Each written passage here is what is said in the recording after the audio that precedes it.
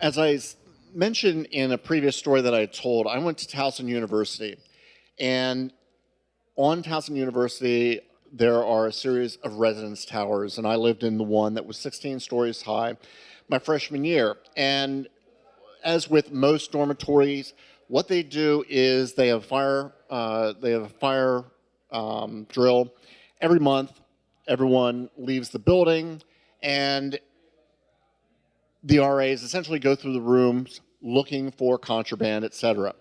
Well, everybody is outside waiting for the RAs to give the all clear to go back in the building.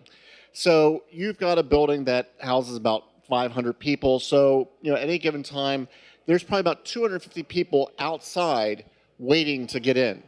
This mass horde of individuals is chomping at the bit to get back inside.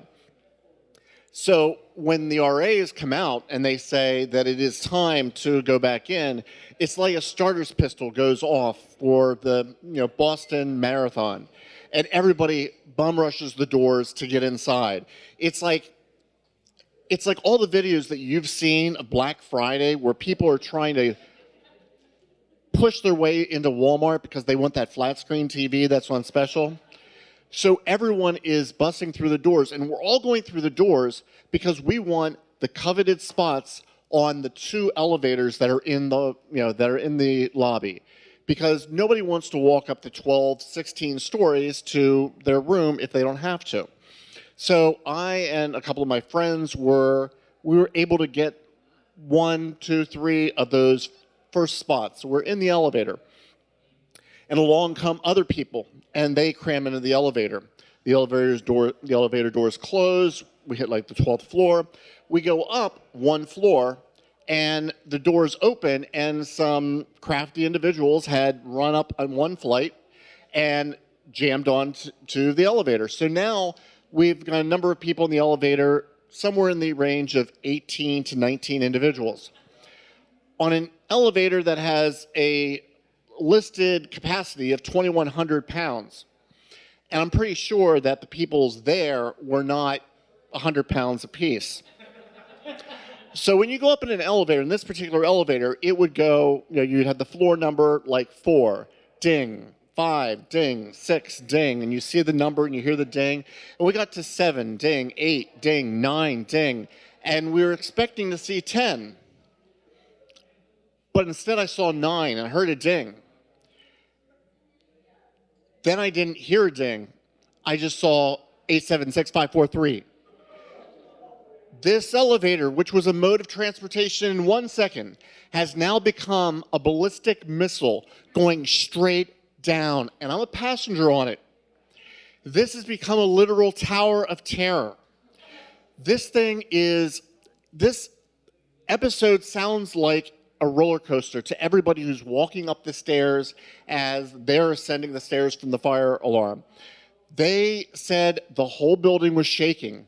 The rails were shaking. We're shaking the whole elevator shaft because this elevator is absolutely plummeting down to what everybody else pretty much assumes is going to be the basement and our imminent death. And that's pretty much our thought as well. So luckily, the thing stops at the 3rd floor, and the brakes kick on, or at least the 3rd floor. We ended up being between floors, the 3rd and 4th floor. And it just says 3, we all gather our breath. We're waiting in there for 15 minutes, which may not sound like a really long time, but when you're in an elevator that was designed for probably 10 to 12 to 14 people, and you've got 19 people in there, it's really, really tight. On top of that, my friend Gwen was claustrophobic. And Gwen is freaking out. So me and Jeff, a friend of mine, we're trying to calm her down. We're trying to bring her from a hysteria level down to find her happy place. We're trying to chill her out. And we found her happy place. Somehow she got into a Zen-like mode. We talked to her. We kept her calm the entire time. 15 minutes goes by. The maintenance workers work, and we can hear them out there. They finally open the doors. The floor, the 3rd floor, is this high. So we've got 3 feet to climb out of. Gwen sees this. Her eyes get wide as saucers. She is like a bull at a rodeo with the door flinging open. She is ready to go.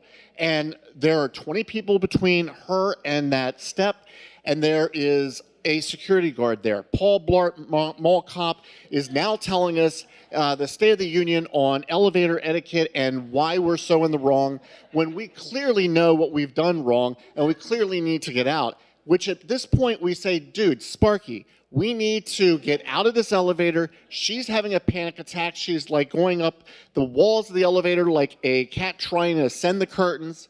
And so we start to lift people out. We lift Gwen out. Thank God we got her out. And we lifted everybody out. And everybody, rather than waiting for their Paul Blart lecture, are scurrying to the corners of the universe like dust in the wind, not waiting for that lecture. We got out, we left, and we didn't have the lecture either. But I guarantee you, or let me just say, the moral of the story is when you get in an elevator and it says 10-person, 12-person capacity, 2,100-pound limit, it's a structurally engineered fact that that is what they mean. So take my advice, heed it.